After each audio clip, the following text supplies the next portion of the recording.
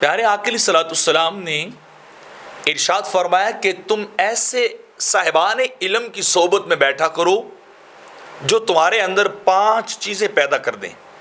جن کی صحبت اور سنگت کی وجہ سے تمہارے اندر تبدیلی پیدا ہو، بدلاؤ پیدا ہو، تو ایسے علماء کی بارگاہ میں اور ان کے پاس انسان کو بیٹھنا چاہیے، اور جو تمہیں 5 چیزوں کی طرف لے کر آئے، جن کی صحبت، جن کا علم، جن کا واعظ، جن کا خطاب اور تقریر تمہیں 5 چیزوں کی طرف لے کے آئیں، ان علماء کی محفل بیٹھ جایا کرو۔ پہلی بات میرے آقا نے فرمائی، جو تمہیں شک سے یقین کی طرف لائیں، جو تمہارے دل و دماغ کے اندر ڈاؤٹس ہوں، شکوک و شبہات ہوں، وہ ان کو ختم کرے اور یقین کی کیفیت تمہارے اندر پیدا کر دے، ایسے عالم کے پاس بیٹھ جایا کرو، ایسے صاحب علم کی صحبت کو اختیار کیا کرو، اس کے درس میں ضرور جایا کرو جو تمہیں شکوک و شبہات سے نکالے اور یقین، ایقان اور ایمان کی طرف لے کے آئے۔ اور دوسرا،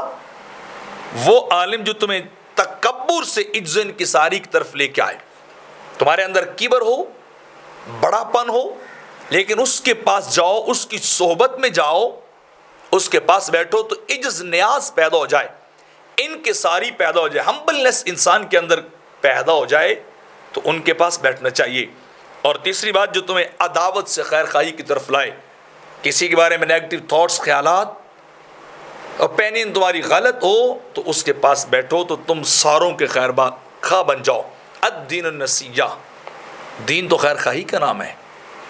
دین تو دوسروں سے محبت کا نام ہے، دین تو دوسروں کے خیال رکھنے کا نام ہے، دین تو دوسروں کے احساسات کرنے کا نام ہے، دین تو دوسروں کی بھلائی چاہنے کا نام ہے۔ تو عداوت، دشمنی نہ ہو، عصبیت، بغض نہ ہو، بلکہ کیا ہو، خیر خواہی اور بھلائی جو ہے وہ پائی جائے۔ اور چوتھی چیز یہ کہ تمہیں ریا سے اخلاص کی طرف لے کے آئے، تمہارے اندر خلوص کو پیدا کرے، ریا کو ختم کر دے، دکھلاوے شرک خفی کو وہ ختم کر دے، تمہارے اندر کیا پایا جائے، وہ خلوص آ جائے، صرف للہ فی اللہ، ہر عمل اللہ کی رضا کے لیے ہو۔ اور 5ویں چیز، جو